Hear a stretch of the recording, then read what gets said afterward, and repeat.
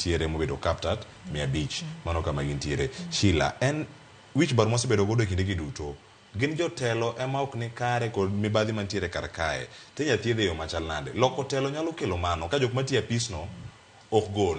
Iwacho kata gidhi golo mbunge ni mbunge ma ok time kata mbunge ok tere kocha. Mbunge nigi ji ofise. Ka en county ni wuok to we jok moko e ofis kacha. En gima kigolo tigole gi kuku mare te koso nego beni range yo machal nade mondo mi wathiedhe kata ka wasu nikech chigni to thoth Kenya osekalo higni 60 gi wiye kama wantiere karka. Ing'eni ok wadwa gimoro ni wa rely on personality mar ng'ato. Ni an kora ero Sheila ni maero ni ok bi kwalo mayie ni ok bi kwalo pesa.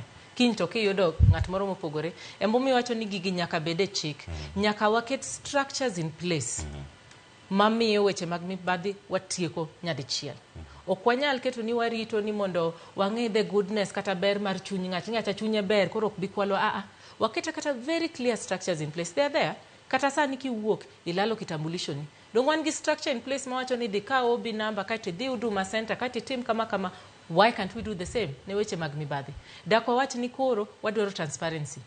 Gigi ntie. Unya dhi kata watim the benchmarking kwende mang'eny kabisa ma is very transparent. True. Idhi a website sani ko dhi pinje maoko kaka wan mane wasomo London gini ka kidhi ti ya website titango ni county ni en kanye county na en Migori county no mi 10,000 mar nyiewo yath cha ineno kaka cha umi link ichake link ni idonje hospital Migori district yath makama sani nitie procurement system very transparent maonge ng'at moro ni podi chandri wacho ni ke samoro jibe nyalo tiyo gi weche mag mibadhi riamboni samoro ijatelo to onge gimikwalo to koro ji dwa chaka go inja ku samoro onge gimikwalo koro transparency gi structure cha konyo mondo gik moko kaka mibadhi timore to be konyo joma nie tich masani tiyo mondo giwach ni kikibika iwach na kwalo pesa mar ngafu dhi e chomo ndine kako tiyogo mondo ipenj questions mora midwa penjo it is very transparent ine kako tiyogo.